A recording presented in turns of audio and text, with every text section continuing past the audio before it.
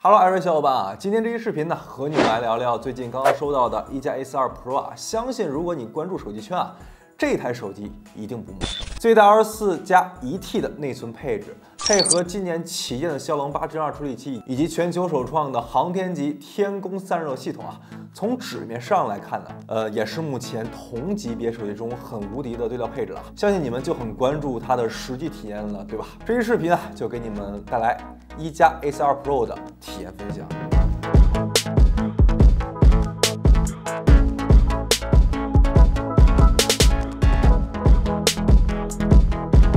一加 A42 Pro 外观呢，怎么说呢？一眼看去啊，就是延续了一加今年标志性的黑洞设计啊。不过上手来感受一下，手感还是很不错的，尤其是上手的第一瞬间，还是那个对手感有要求的一加。这一次主打色极光绿啊，深得我心。后盖虽然是玻璃材质，但是做出了一种很金属的质感。这一次绿色就没有以前那么柔和了，很硬朗。据说啊，是从跑车车机提取的灵感啊。而且啊，在摄像头这个区域啊，这是一块完整的玻璃进行覆盖，并且覆盖区域带来了精密刻度细节。远看啊，以为是那种能触摸的纹理。有高端腕表的感觉了，你们觉得好看吗？欢迎弹幕告诉我。正面屏幕呢来自京东方 Q9 加屏幕面板啊，显示体验方面呢，色彩方面准确，并且支持了10比特色深。亮度方面呢，全局默认最高550尼特，全局激发最高亮度1200尼特，局部峰值最高亮度1600尼特。看 HDR 视频也是没有问题的，并且室外强光也是能够看得清楚的。支持了120赫兹刷新率加26赫兹的高频 PM 调光。最重要的是啊，采用了1.5K 的分辨率。从参数到实际体验来看呢，这块屏幕确实是目前同价格中素质最为不错的一块。而且啊，游戏体验方面呢，支持了最高720赫兹的触控采样率。性能方面呢 ，LPDDR5 UFS 4.0啊，最高24+1TB 的内存配置，采用了海力士的内存颗粒啊。这里有个问题啊，我们为什么需要这么大的内存呢？其实我个人认为啊，有这几个原因啊。首先，外在原因就是内存颗粒更便宜了再一个就是我们手机对于运行内存的需求也越来越高。当然，目前8G 甚至6G 运行内存的手机也不少，但是对于长久的使用时间来看呢，这么大的内存也是占未来的意思。那除了这些啊，如果你买了24G 运行内存的手机呢，目前的感受呢就不用想着去清理后台了。同时呢，在这方面呢，一加 A42 Pro 通过微架构超算引擎、内存基因重组、换新存储技术，将处理器、内存和闪存3方面极致释放技术带来内存方面的优化。同时呢，在处理器方面呢，搭载了骁龙8 Gen 2啊，没得说啊，今年旗舰处理器啊，我其实最关注的就是搭载24G 运行内存的一加 A42 Pro 能否稳定的体验游戏呢？这其实也很考验软件方面的适配和优化了。同时呢，这一次一加 A42 Pro 采用了 VC 散热首发航天级散热材料，同时在散热通道上呢，加入了一体式双循环散热系统和拉瓦尔气道，从而带来了稳定的游戏表现。我们来看实际的游戏表现。首先就是帧率方面，我们来看王者荣耀支持了120帧啊，实测一级游戏平均帧率119.7帧。我们来看帧率图啊，还是挺稳的，是吧？继续来看和平精英啊，支持了90帧，一级游戏平均帧率为89.8帧，也是非常流畅和稳定的。尤其是操作方面啊，支持了高触控采样率啊，开枪和滑动都得到很快的响应。原神开启最高画质，30分钟的游戏啊，游戏平均帧率为59.3帧。来看帧率图，嚯，真的挺稳的。那星穹铁道怎么样呢？我也测了。30分钟的游戏平均帧率为58.2帧啊，除了一开始的地方啊，还有中间的一个小地方掉帧外呢，整体游戏表现也十分稳定。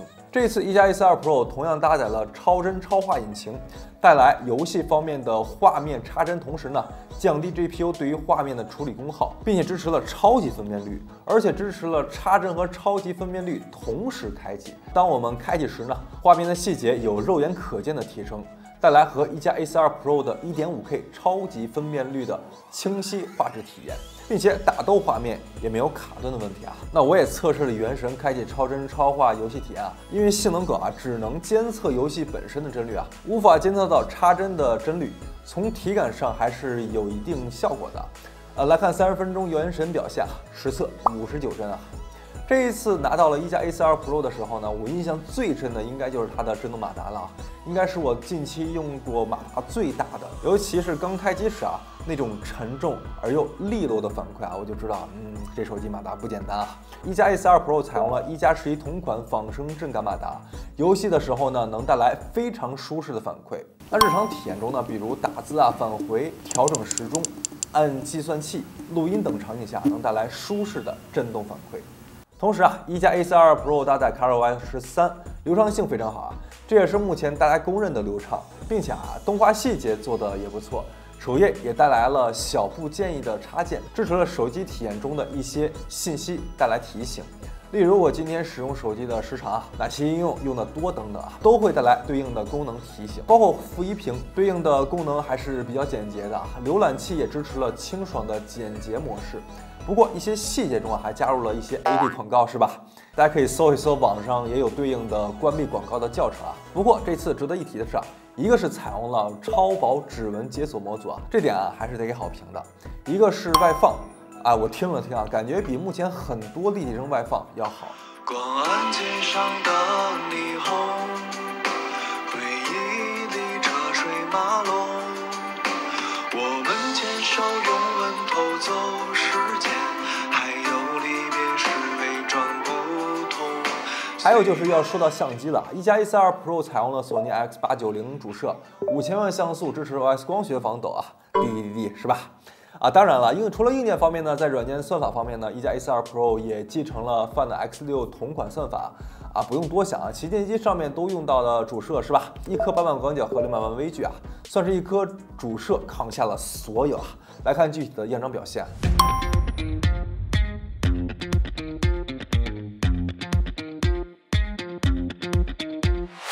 现在使用的是 A42 Pro 进行的一个视频的拍摄啊，那现在是1080p 60帧的一个视频的规格，我们来看一下。机身上方也保留了红外遥控模组，而且支持了下一代无线网络技术 WiFi 7。内置了5000毫安时电池加150瓦长寿版快充。续航方面，实测1小时1080p 视频在线播放，耗电8%；1小时王者荣耀耗电18%；半小时短视频耗电5%；半小时微博耗电6%；实测3小时耗电剩余电量63%啊。以上均在24到26摄氏度室内进行测试。充电方面呢，实测从2%开始充电，5分钟充至42%，10分钟充至75%，最终14分50秒充至100%的电量。那45入啊，也就是15分钟充满啊。你看啊，我们吃一顿肯德基或者匆忙洗漱之后啊，手机电量啊就已经满了，是吧？并且啊，5000毫安时电池还是足够我们用上1天的啊。综合来看呢，一加 A42 Pro 在同价位中啊，带来了素质不错的屏幕，最大24加1T 的内存配置。同时呢，在散热方面呢，也带来了扎实的堆料。性能方面啊，不仅通过大内存带来了无需担忧后台应用的体验，并且啊，游戏性能表现也是目前第一梯队的。